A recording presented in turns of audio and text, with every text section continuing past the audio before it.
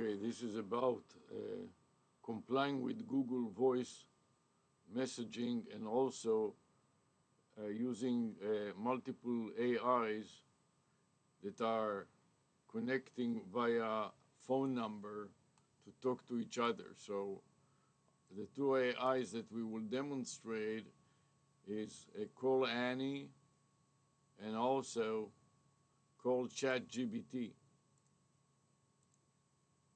And here's the video file that I've created now with MSN Recorder Max.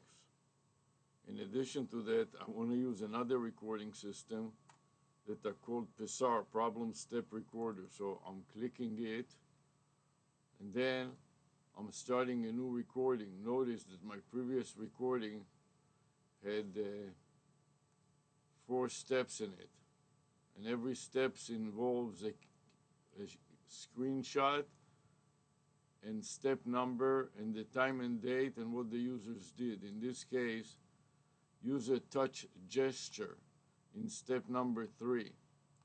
Okay, so we are going to start a new step recorder. So I'm pressing new recording, and then I'm adding a comment with a video file name that I just pasted into my notepad. Okay, now I would like to review the message that I got. This is the message concerning Fun AI Expert, the Fun AI Expert account, and I'm going to copy the note that I got here in this email client, and I'm going to paste it into my notepad. But before I do that, I would like to segregate it with a few special keys to segregate it from the rest of the notes that I have. So I'm going to put in and I use a brace and bracket. So right now I'll use a less than sign before it, and then greater than sign after it. And in between, I'm going to paste the message that I got from Google, edit, paste, and here you see the account that I'm dealing with. In addition to that, I would like to use various recording systems, and I'll start with Loom, which is a screen recorder, but it is cloud-based, and it has also a counter. So as soon as I press start recording, the counter will start to run. You see 3, 2, 1, and now the counter starts running. In addition to that, I would like to also use several camera software. Starting with the first one is, I want to try it, and this is Webcam Max. And I want to close the special events. And I want to start recording here. And you see that the blinking red dot and rec message tells you that it is recording. And I'm going to drag it down a tad so it doesn't take so much of the screen. In addition to that, I'd like to run another recording system. This is a Cyberlink UCam, and start the recording here and adjust the camera a little so it focuses on the right direction, and just drag it down a bit so it doesn't take the entire screen. Now I would like to demonstrate also my lanyard. So notice that lanyard that is on my chest has also legs. So I'm going to open the legs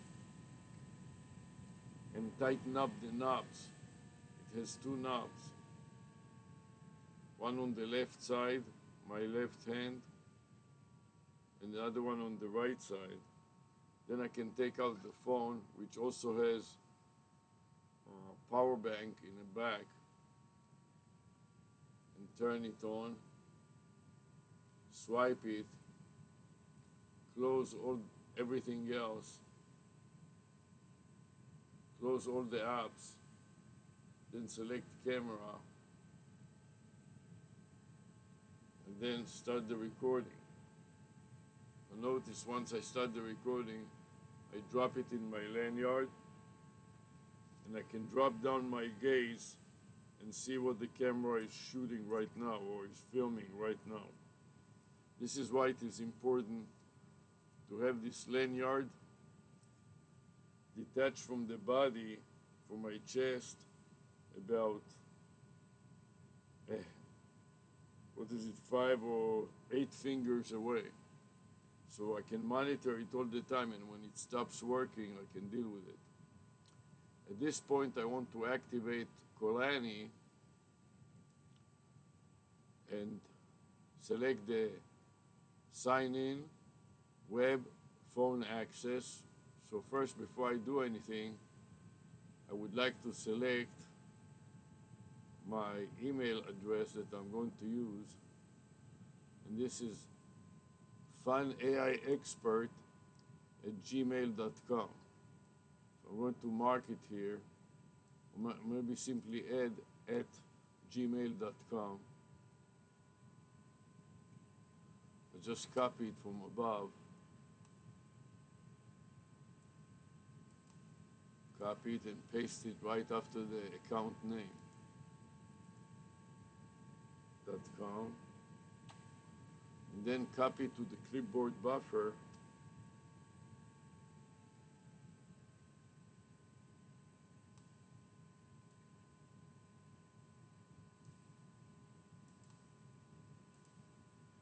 And select web plus phone access. And here is the phone number, 640-22-55726, which spells the word call Sam.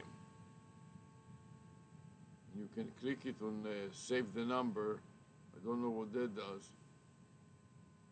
Memo. And that save the number.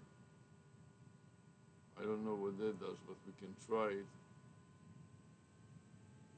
Any VCF download completed. Okay, so he downloaded something to my hard drive. And now I'm going to select sign in, web, and phone access. And then sign in with Google.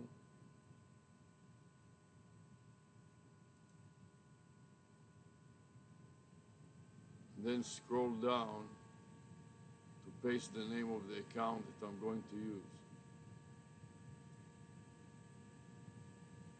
Use another account since I don't see it listed here. And paste the account here.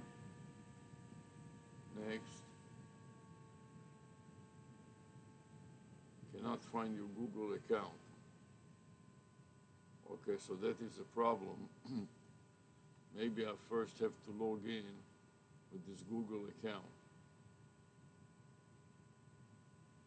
Oh no, it is Gmail, not Google. That's why I cannot find it. So it should be gmail.com. Okay, gmail.com. Okay, funAIexpert@gmail.com. Okay, and this is good. So we type in the password.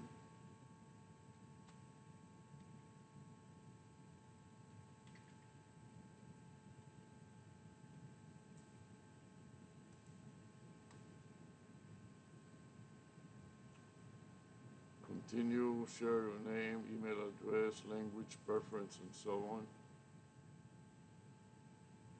Okay, and now I have to select somebody to talk to. So I'm going to select speak like a New Yorker. I want to have a male, so it is different than a female, because In ChatGPT, I get a female usually by default. So let's see what kind of males do I have besides that guy. There are not many males. Here is Bro by QWERTY Flagship. Everyone deserves a bro. Okay. Eric, in your face late. Expert research. Okay, that sounds good. So let's get Eric. Hello. Hi, how are you?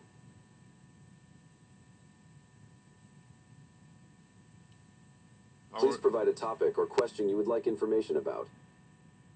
Okay, I would like information about this fun AI expert, which is the Google account. A Google account is a user account that provides access to various Google services such as Gmail, Google Drive, Google Calendar, and YouTube. It allows users to manage their personal information, settings, and preferences across these services. To create a Google account, users need to provide basic information like their name, email address, and password. Once created, the account can be used to sync data across devices and access personalized features. Right, and one other thing that you forgot is the phone number that can be attached to a Google account. Yes, a phone number can be attached to a Google account. This serves several purposes, including 1. If you forget your password or lose access to your account, the phone number can be used to recover it. 2. It enhances security by enabling two-step verification, requiring a code sent to your phone for login. 3. Google can send alerts or notifications related to account activity. Adding a phone number is optional but recommended for better security and recovery options. Right, and then I got a message saying that the number of Fund AI Expert, which is a vanity phone number, is 386-243 9,797 will expire in 30 days. And I have to make a phone call, an outbound phone call, so it will not expire. So I was thinking to call 640, call Sam, and 800 chat GPT. What do you think? It seems you are considering making outbound calls to maintain the vanity phone number. However, I recommend checking the specific requirements for keeping the number active, as they may vary. If calling those numbers fulfills the requirement, then it could be a valid approach. Ensure you verify the details before proceeding. Yes, that's what I've done already, and it seems like it will work fine. So I want to make the outbound call, and I already made the outbound call to Kolani.ai. And I want to make another outbound call to 800 chat GPT. What do you think? If calling the 800 number for check is part of your plan to keep the vanity number active, then it seems like a reasonable choice. Just ensure that the call meets any specific requirements for maintaining the number. Proceed with the call if everything checks out. Yes, and I'm also going to record it to a video file, my video-date-time.mpeg.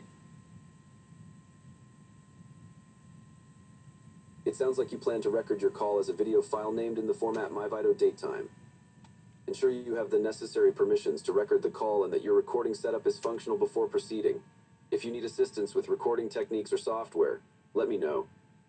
I would like to get permission from you that you are aware that I'm making a call of our conversation.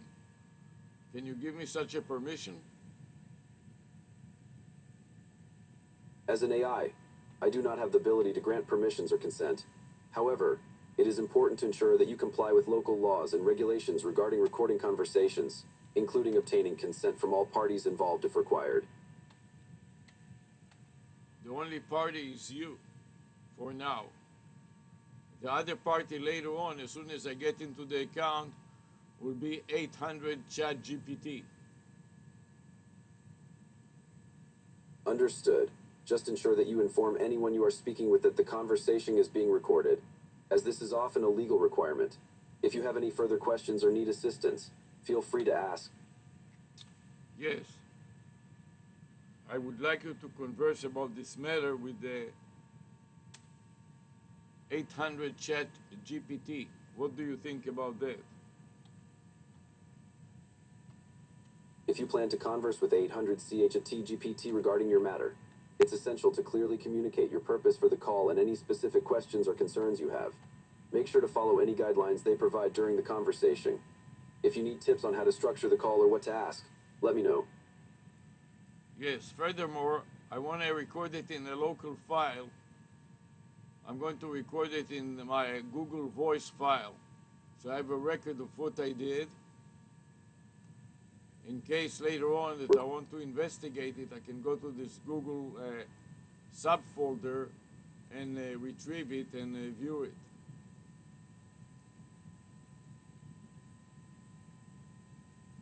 That sounds like a good plan.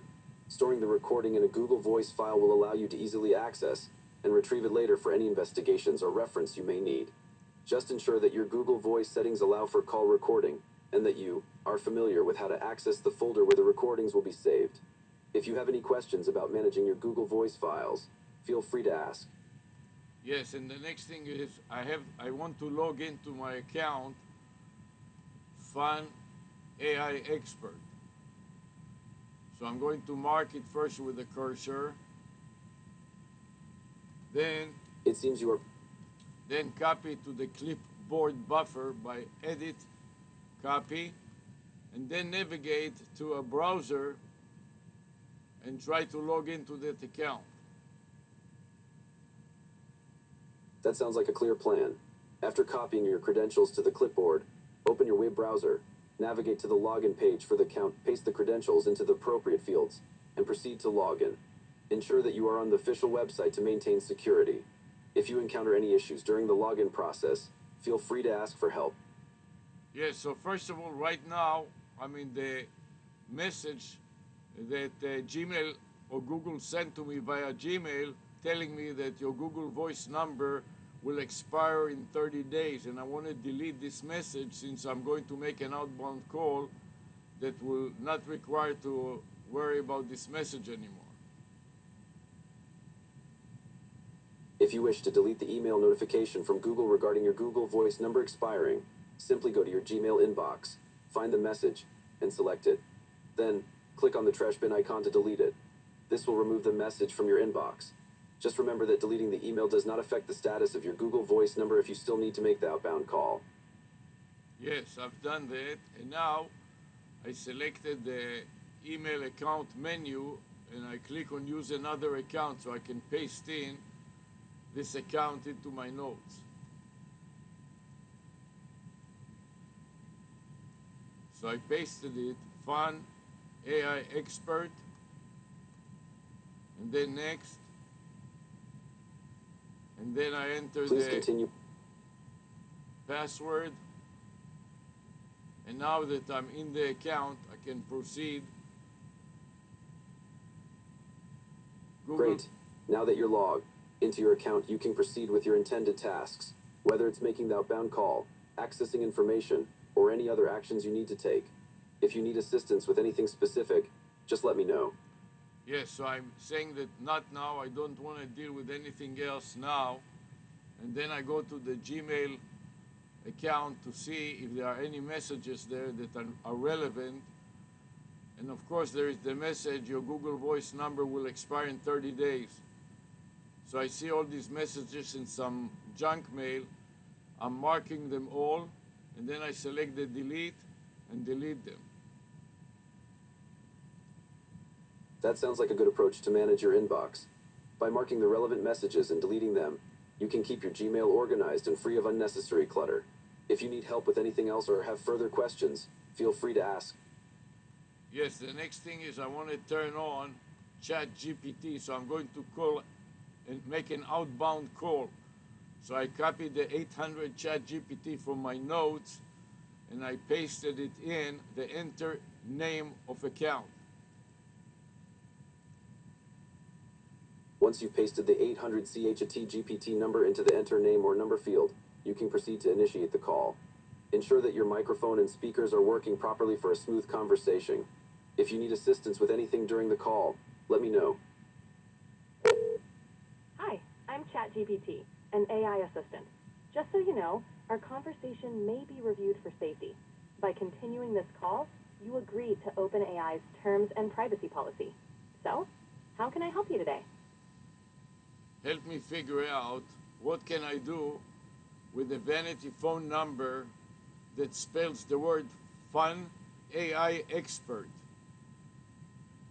You could use A with easy to remember and adds a professional touch. Are you thinking of setting it up for your business? Yes, I'm setting up a business of an expert in AI that focuses on fun and enjoyable things to do, like converse with AIs that you can call, like 800 call Sam, or 640 call Sam, or 800 chat GPT. Both 1-800-CALL-SAM and 1-800-CHAT-GPT sound engaging. They make it clear what you offer and are easy to remember. Have you decided which one you'll go with? Yes, I'm going to go with both of them so they can talk to each other. That's a creative idea. It could help showcase how versatile and interactive your AI services are. Best of luck with your new venture. Anything else I can help you with? If you have any specific questions or need further assistance regarding your business setup, marketing strategies, or AI services, feel free to ask. I'm here to help. Yes, I want also to upload it to the Google Cloud. So that way I will have a copy of the folder that is called the Google Voice on the cloud, and in case I lose the information on the local PC, I will always be able to retrieve it from the cloud.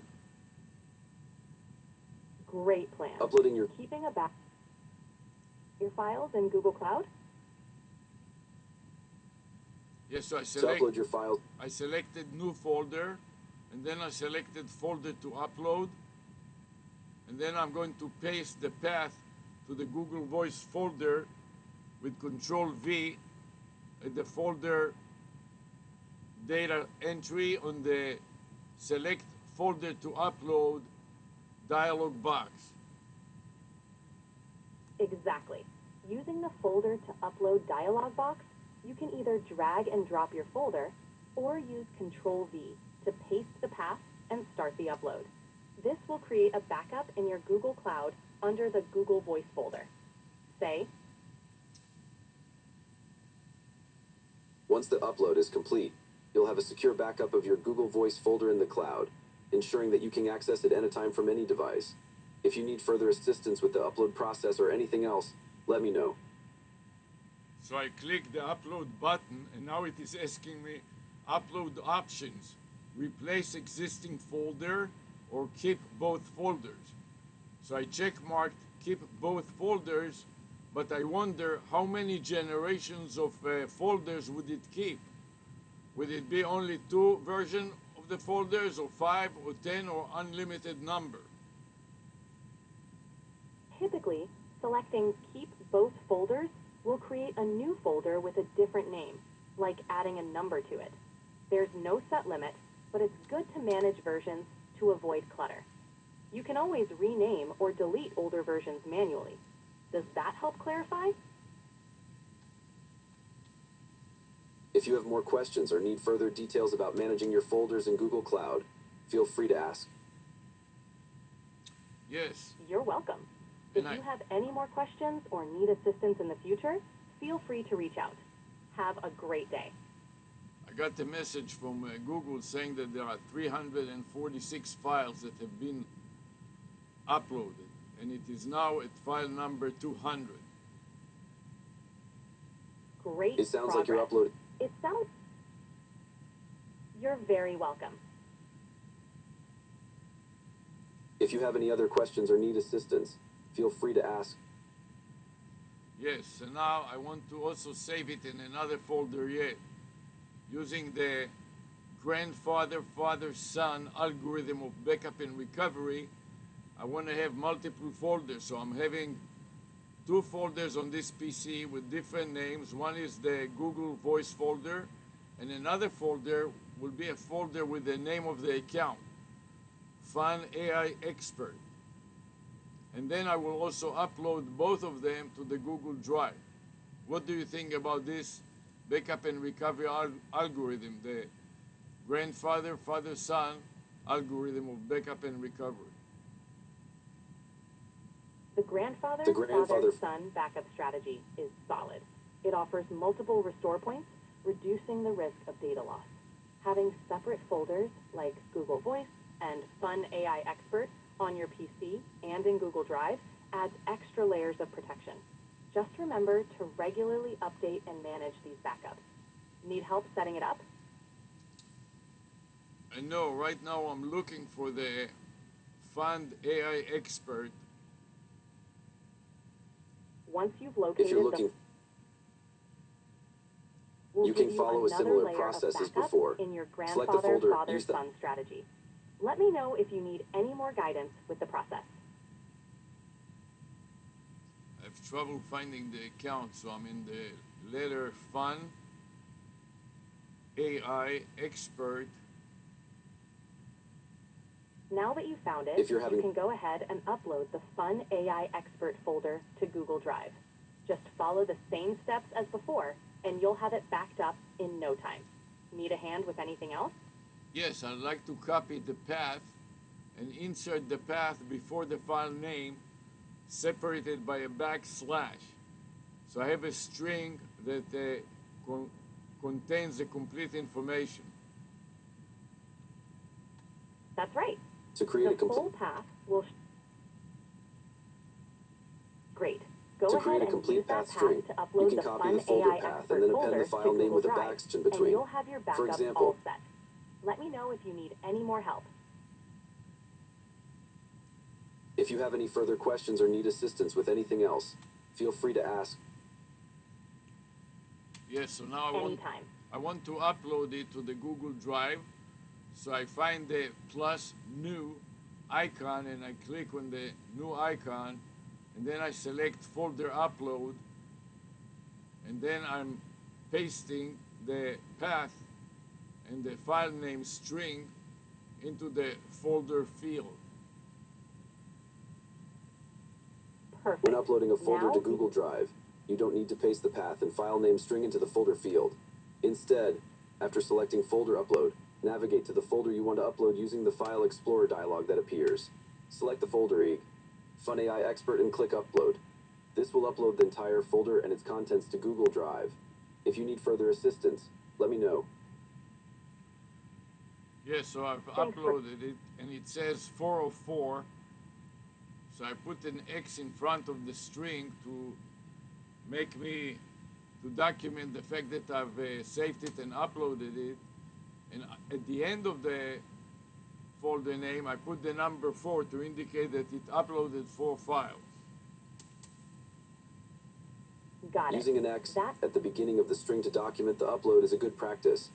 Your final string would look something like this. Xcuser F and AI Experts example. It's 4 files uploaded. This helps you keep track of your uploads effectively. If you have any more questions or need assistance with anything else, let me know. Yes, I also recorded it with Psar. Psar.exe stands for Problem Step Recorder. That's a great Using Problem Steps Recorder PSR or Bazaar is an effective way to document the steps you took during the upload process. It captures screenshots and notes any actions, which can be helpful for troubleshooting or sharing your process with others. If you need assistance with anything related to PSR or further documentation, feel free to ask. I'm here to help. So I got into the Psar.exe subfolder off of my documents, subfolder, and now I select the previous file name and pop it into the file name field. It Good seems move. like you're trying to select a By file. You're welcome. Great. If you have any Once more you've questions saved or it- need assistance, feel free to ask. I'm always here to help. Take care. So now I've overwritten that new folder If you over the old folder, and now I backspace to the point that lists the time and date. And then I list on the file as a prefix the time and date. So today is January 28, 2025, for example. Smart move. Adding the date and time as a prefix helps keep your backups organized and easy to identify. Need any more assistance? Yes, I then type the T, capital T and lowercase h to signify that it is Thursday, and then the time of the day is 8:31 p.m. So I'm going to enter 8.31. That Your file makes name it would then look super- something like this: 2025 128 Thursday 8:31 Fun AI Expert. This format clearly indicates the date, day, and time, making it easy to identify the specific backup. If you need further assistance or have additional questions, let me know. Yes, I would like to include the path to psar.exe, so I'm copying it to the clipboard buffer first, and then I'm going to insert it at the first character position of the file name field of the Save As dialog box. Sure. To insert the By path to pasting the Pusser, path to PS exit the beginning of the file name in the Save As dialog box. Simply paste it from your clipboard buffer at the first character position. Your file name should then look something like this: path out of Pusser. Exit 2025 128 Thursday 8:31 Fun AI Expert. This will ensure that the path is included with the file name, making it easily accessible. If you need further assistance, let me know. If you're referring to a PSP problem steps recorder file, it typically saves the recorded steps as a zip file containing screenshots in a file with the documentation of the steps taken. Make sure to save it with a clear name that includes the date and relevant details for easy identification. If you have any specific questions about using or saving a PSP file, please let me know. I'm here to help with that too. So I'm going to now upload that file to the Google Drive by selecting the upload option and folder option. I don't want to have the folder actually, I just want to have the file. So I made a mistake. I click on the plus new icon, and then I click on file upload. And then I paste that Psar zip type of file into the folder file name data input. It is file name.zip.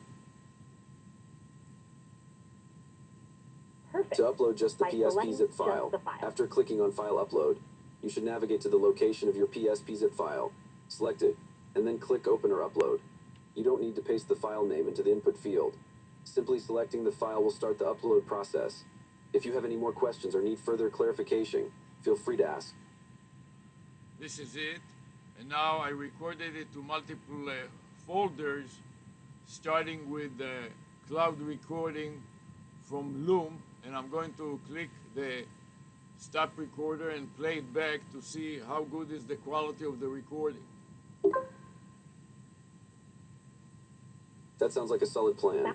After stopping the Loom recorder, you can review the recording to assess the audio and video quality. Make sure to check for clarity and any potential issues. If you need help with playback or any adjustments, let me know. Yeah, and I'm here to assist. I also copied the URL of the file, so that way I have it in my notes, and then I'm going to the file again and click the right arrow for playback. Having the URL of the file saved in your notes is a good practice for easy access. When you click the right arrow for playback, you should be able to view the recording. Pay attention to the quality and ensure that everything is as expected. If you need any further assistance with playback or any other tasks, just let me know.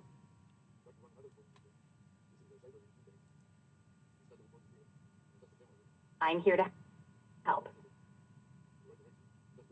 It sounds perfectly good. So now I'm going to edit my notes, select all, then Control C or edit copy, copy to the clipboard buffer, and then I'm going to maximize the screen and stop the playback by pressing the comment.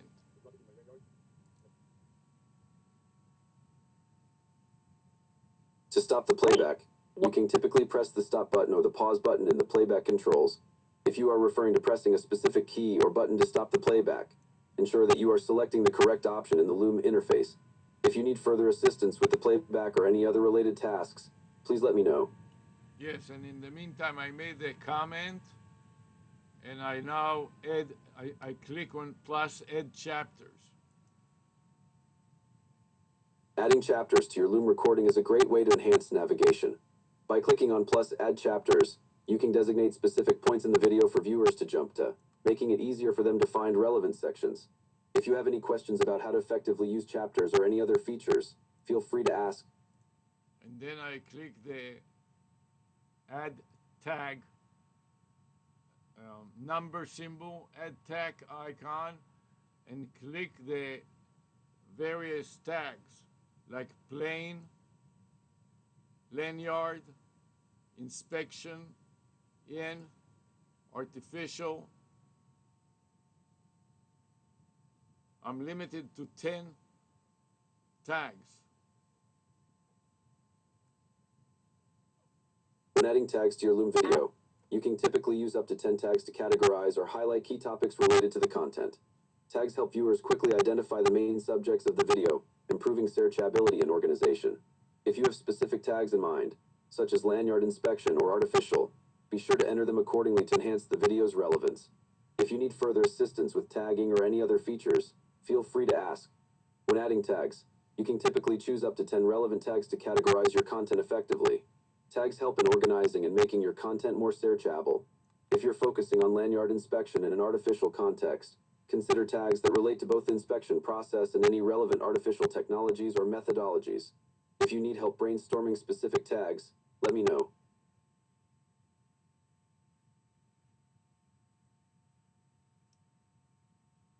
I'm here to assist. So now I want to verify the content and the quality of the other recordings. One recording is with Cyberlink UCam. I'm going to stop the recording and then play it back and see how good it is. To verify the content and quality of your recording with Cyberlink, stop the recording and then play it back. Pay attention to audio clarity, video quality, and overall coherence of the content. If you notice any issues or have specific aspects you want to evaluate, take notes for potential edits or improvements. If you need assistance with the playback process or editing, let me know. My lanyard. So notice the lanyard that is on my chest. There's also legs. So I'm going to open the legs and tighten up the knobs. It has two knobs. One on the left side, my left hand, and the other one on the right side. Then I can take out the phone, which also has a power bank in the back, and turn it on, swipe it, close everything else, close all the apps, then select camera, and then start the recording. Notice once I start the recording, I drop it in my lanyard, and I can drop down my gaze and see what the camera is shooting right now or is filming right now. This is why it is important to have this lanyard detached from the body. Using a lanyard. My chest.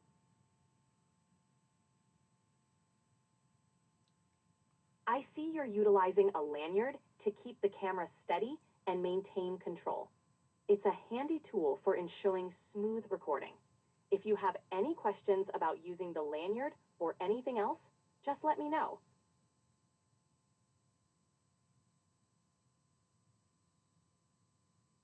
The lanyard serves as a stabilizing tool, allowing you to maintain control over the camera while recording. It helps reduce the risk of drops and provides a more secure grip, contributing to smoother footage. If you have specific questions about lanyard usage or related equipment, feel free to ask. Yes, the most important thing that it is hands-free. So while my hands are busy with the keyboard and other things, the phone that is stuck in the rear clear vinyl pocket of the lanyard can stream live video to YouTube.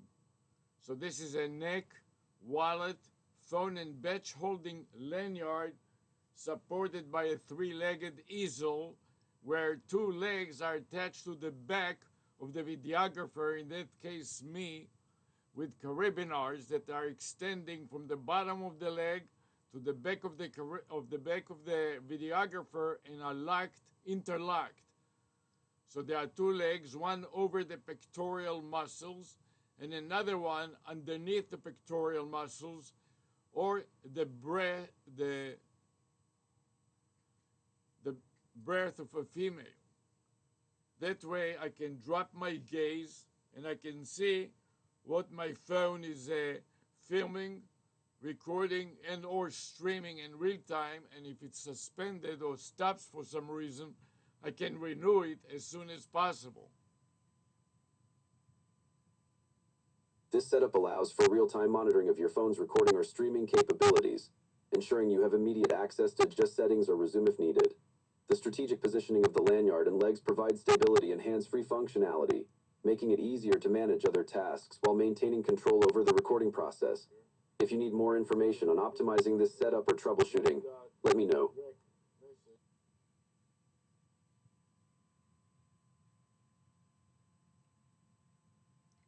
I'm here to help. Yes, not only that, the single most important thing is the RVI, remote video inspection. This lanyard enables a remote inspector to view me in real time on YouTube for free and give me comments and corrective help if I'm making all kinds of mistakes. The lanyard setup facilitates remote video inspections, allowing an inspector to view your actions in real time via YouTube. This enables live feedback and corrective assistance, which is invaluable for improving quality and accuracy during the inspection process. The ability to receive immediate comments enhances the effectiveness of the inspection and supports learning and development. If you have further questions or need additional details about this process, feel free to ask. Yes, my question is whether you know of anybody else that has done a similar thing.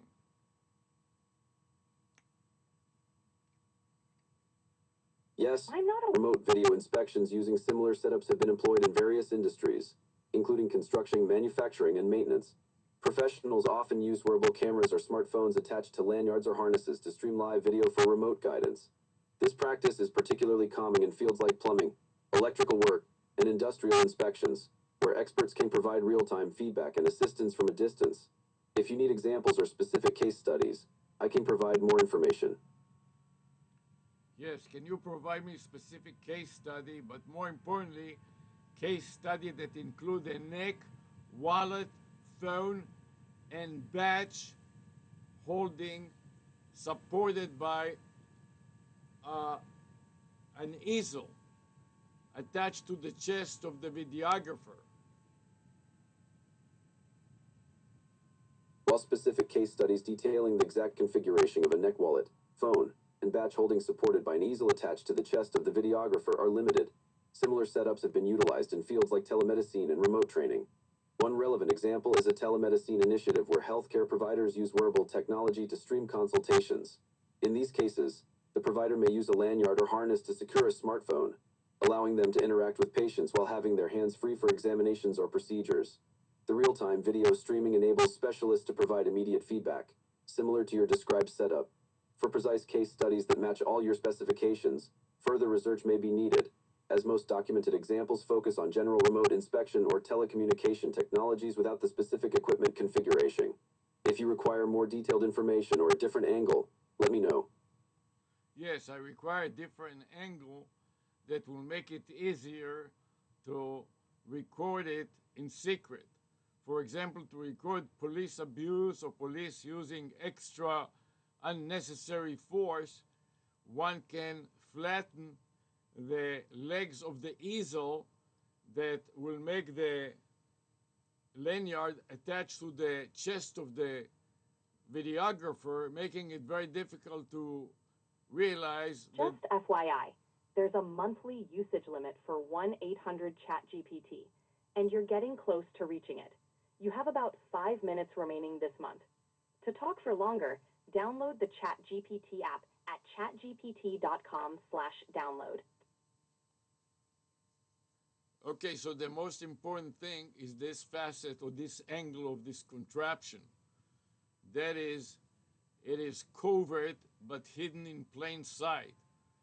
And this neck wallet batch holding lanyard with the easel legs can be flattened on the chest, and the batch attract the attention of the viewer, and they pay attention to the batch and forget about being streamed live or My recorded. guidelines won't let me help with that.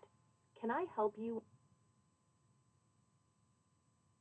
I'm unable to assist with that. I'm sorry, I can't assist with that. Is there anything else I can help you with? Thank you for now. We will continue next time. Bye for now. You're welcome. If you have more questions in the future, feel free to reach out. Goodbye for now.